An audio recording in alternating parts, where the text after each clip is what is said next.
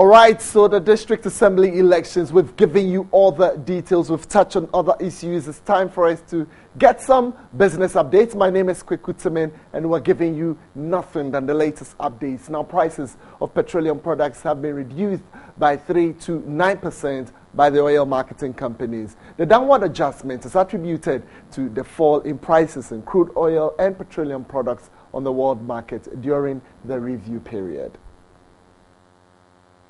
The 3 to 9% reduction takes effect from September 1. Head of the Chamber of Petroleum Consumers, Duncan Amwa, observes the downward adjustment is significant. We continue to watch around the various OMCs. By close of today, early tomorrow morning, we'll be able to publish the full details across all the filling stations in Ghana. We also entreat transport operators to take opportunity and reduce fares for consumers across the country. A visit to some of the retail outlets shows Ghana Oil Company sells petrol at 13 cedis 95 pesos from 15 cedis 29 pesos, down by 8.2%, while diesel is pegged at 12 cedis 69 pesos from 13 cedis 43 pesos, down by 4.3%. Shell now sells petrol at 13 cedis 95 pesos from 15 cedis 21 pesos, down by 8.27%, with diesel selling at 12 cedis 69 pesos from the previous price of 13 cedis 32 pesos, a fall of 4.78%. At Total Fuel Station, petrol goes for 14 cedis 22 pesos from 15 cedis 21 pesos, down by 6.48%. Diesel now sells at 12 cedis 92 pesos from the previous price of 13 cedis 27 pesos, a reduction of 3%. Right away from petroleum. Let's move into mining, and here the Minerals Commission has called on gold mining firms to urgently consider diversifying into other areas of mining to avoid the external shocks from the drop in gold prices on the world market. Over 8,700 workers in the local mining industry have lost their jobs as the dip in gold price on the world market took a toll on the sector. In their quest to cut down on operation costs, most mining firms in Ghana have taken drastic measures to downsize to enable them stay in business.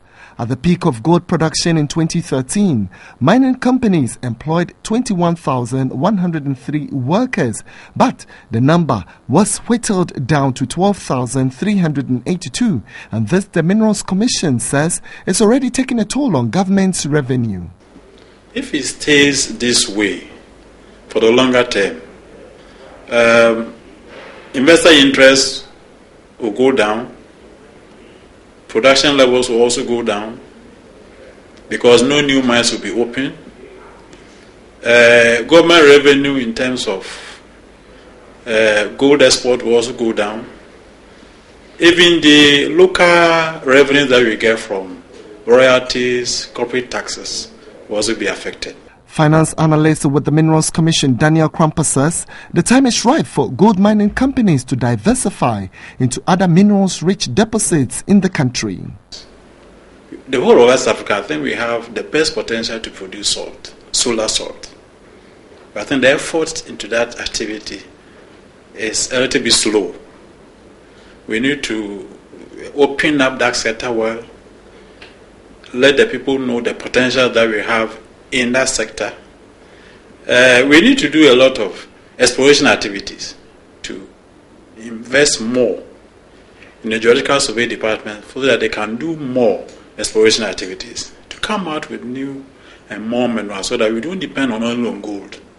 Gold, which accounts for more than 90% of minerals production in the country and more than 40% of export income, has seen its worst downturn in a decade.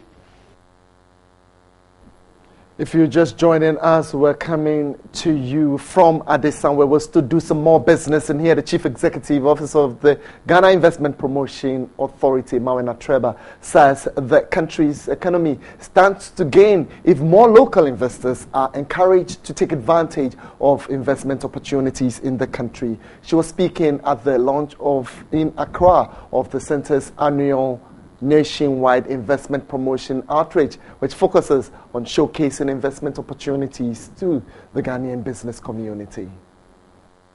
The annual nationwide investment promotion is designed to meet the local content requirement of the GIPC's investment promotion mandate. This year's outreach is focused on identifying specific investment opportunities for promotion in each region. The Chief Executive Officer of the Center, Mawena Treba, is confident the outreach will foster partnership and other relevant interventions for the Ghanaian business community. You should also expect that because we are targeting sectors that will help to enhance the quality and the quantum of jobs that can be created, you'll continue to see increasing projects that have been profiled, particularly for agriculture and agro-processing, and then particularly also for the manufacturing sector. That doesn't go without saying that we won't concentrate on the big ticket investments in things like power and other infrastructure projects. But the outreach, expected to commence on September 10, will end in December. Okay, so that's all we have for you in business.